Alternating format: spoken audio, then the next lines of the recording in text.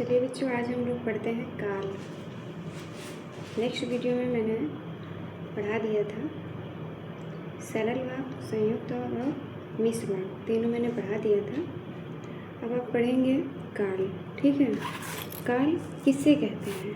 ठीक है, काल का अर्थ क्या होता है? काल का अर्थ होता है समय। ध्यान से सुनिएगा, इसका अर्थ होता है समय। काल का अर्थ क्या होता है? समय। ठीक है, इसकी परिभाषा क्या होगा? क्रिया के जिस रूप से किसी कार्य के करने या होने के समय का बोध होता है उसे क्या कहते हैं? काल कहते हैं। क्या कहते हैं? फिर से सुनिएगा। काल के जिस रूप से किसी कार्य के करने या होने के समय का बोध होता है उसे क्या कहते हैं? काल कहते हैं। ठीक है, आगे देखिएगा, नोट करते रहिएगा।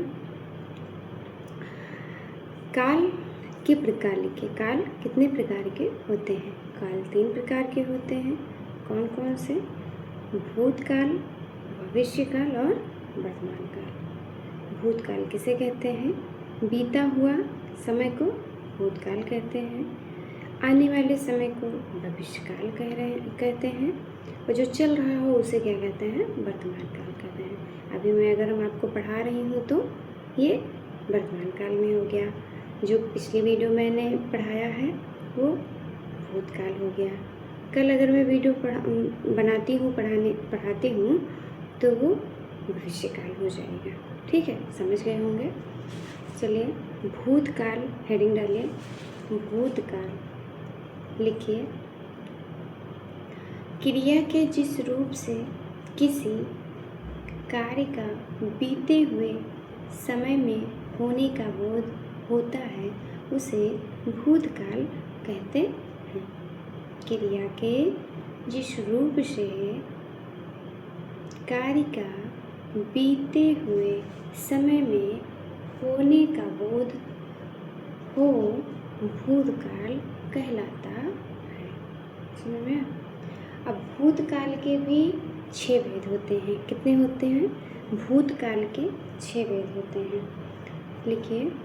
नंबर 1, सामान्य भूतकाल, आसन्न भूतकाल, पूर्व भूतकाल, अपूर्व भूतकाल, संदिग्ध भूतकाल और हेतु मध्य भूतकाल। कितने होते हैं? 6 होते हैं। कौन कौन से? सामान्य भूतकाल, आसन्न भूतकाल, पूर्ण भूतकाल और अपूर्ण भूतकाल, संदिग्ध भूतकाल और हेतु मध्य भूतकाल। भूतकाल कितने प्रकार के होते हैं? 6 प्रकार के होते हैं। अब आप 6 प्रकार के बारे में जान लीजिए। ठीक है, सामान्य भूतकाल का मतलब होता है, सामान्य भूतकाल हेडिंग डालिए और उसके अंतर्गत नोट करिए। क्रिया के जिस रूप से किसी कार्य का बीते हुए समय में, क्रिया के जिस रूप का किसी कार्य का बीते हुए समय में सामान्य रूप से होने का बोध हो, सामान्य रूप से होने का बोध हो, सामान्य भूतकाल कहलाता है। ठीक है, उदाहरण क्या है? जैसे सीता ने लिखा। सीता ने लिखा सामान्य भूतकाल, जैसे जो सामान्य क्रिया हो रही है उसी को सामान्य भूतकाल कहते हैं। इसमें अच्छा बताइए, सीता ने लिखा, इसमें कर्ता क्या है? अभी मैं कल बताई थी आप लोग को, पिछले वीडियो में पढ़ाई थी तो बताई थी ना।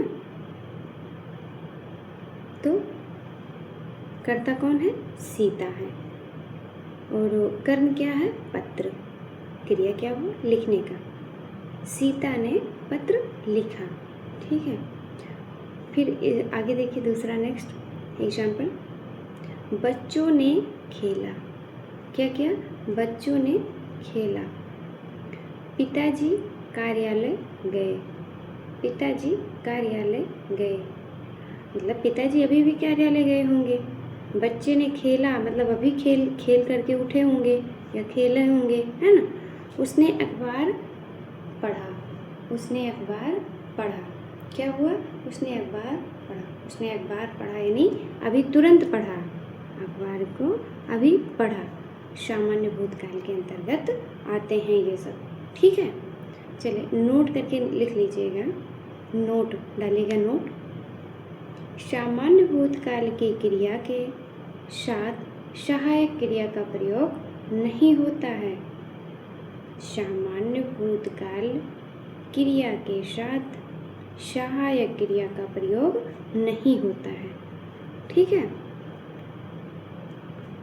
चलिए अगली हेडिंग डालिए, आसन्न भूतकाल। आसन्न भूतकाल, आसन्न भूतकाल, उम्मीद करते हैं आप लोग लिख लिए होंगे। चलिए उसके अंतर्गत लिखिए, क्रिया के जिस रूप से किसी कार्य का बीते हुए समय में, क्रिया के जिस रूप से किसी कार्य का बीते हुए समय में पूरा होने का बोध होता हो, पूरा होने का बोध होता हो, परंतु कार्य की समाप्ति में निकटता हो, परंतु कार्य की समाप्ति में निकटता हो, आसन्न भूतकाल कहलाता है या आसन्न भूतकाल होता है। ठीक है, इसको समझे।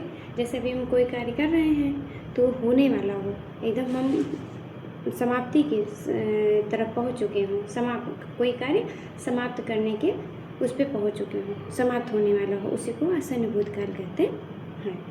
ठीक है, जैसे उसने अखबार पढ़ा है, क्या किया है, उसने अखबार पढ़ा है, एग्जाम्पल है ये, उसने अखबार पढ़ा है। पिताजी बाजार गए हैं, इसमें देखिए सहायक क्रिया का प्रयोग हो रहा है, और सामान्य भूतकाल में क्या होता है, सहायक क्रिया का प्रयोग नहीं होता है।